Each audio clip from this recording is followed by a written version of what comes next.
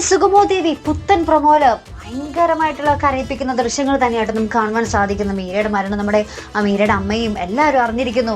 അതിനുശേഷം നമ്മുടെ പോലീസൊക്കെ വന്ന് സിദ്ധാർത്ഥനോട് പറയുന്നുണ്ട് പോസ്റ്റ്മോർട്ടത്തിന് ശേഷം ഇതൊരു കൊലപാതകമാണെന്ന് അറിഞ്ഞാൽ പിന്നെ മൊത്തത്തിലെ കേസുകൾ വ്യാപിക്കും, പെട്ടെന്ന് തന്നെ ആ ഒരു കൊലയാളിയെ കണ്ടുപിടിക്കും എന്നൊക്കെ പറയുന്നുണ്ട് കേട്ടോ.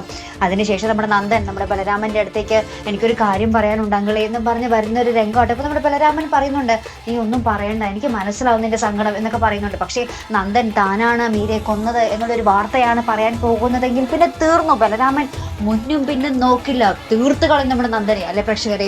അപ്പുറത്താണെങ്കിൽ നമ്മുടെ ദേവി ഇങ്ങനെ മയക്കത്തിൽ നിന്നും എഴുന്നേക്കാൻ പോകുമ്പോൾ നമ്മുടെ മൊട്ടവാസു ഇങ്ങനെ ദേവി ഇങ്ങനെ പിടിക്കാൻ പോവുകയായിരിക്കും. അപ്പം ഞെട്ടി നമ്മുടെ ദേവി എണീക്കുന്നുണ്ട്. പിന്നെ നമ്മുടെ എസ്തപ്പാൻ നമ്മുടെ ദേവിയെ പിന്നെയും കുറെ അടിക്കുകയും ദ്രോഹിക്കുകയൊക്കെ ചെയ്യുന്നൊരു രംഗമായിട്ട് നമുക്ക് കാണുവാൻ സാധിക്കുന്നത്. അപ്പം മൊത്തത്തിൽ കുറെ ക്രിമിനൽസിന്റെ ഇടയിലാണ് നമ്മുടെ ദേവി. ഇപ്പോൾ ദേവിക്ക് ആരാകും രക്ഷകരായി വരാൻ പോകുന്നത് കണ്ടു തന്നെ അറിയണം കേട്ടോ. അപ്പോൾ ഇതുപോലുള്ള പ്രൊമോ റിവ്യൂസിനും എപ്പിസോഡ് റിവ്യൂസിനും ഒക്കെ നിങ്ങൾ മറക്കാതെ ചാനൽ സബ്സ്ക്രൈബ് ചെയ്യുക. അടുത്തൊരു വീഡിയോയുമായി വരുന്നത് വരയ്ക്കും ഗുഡ് ബൈ.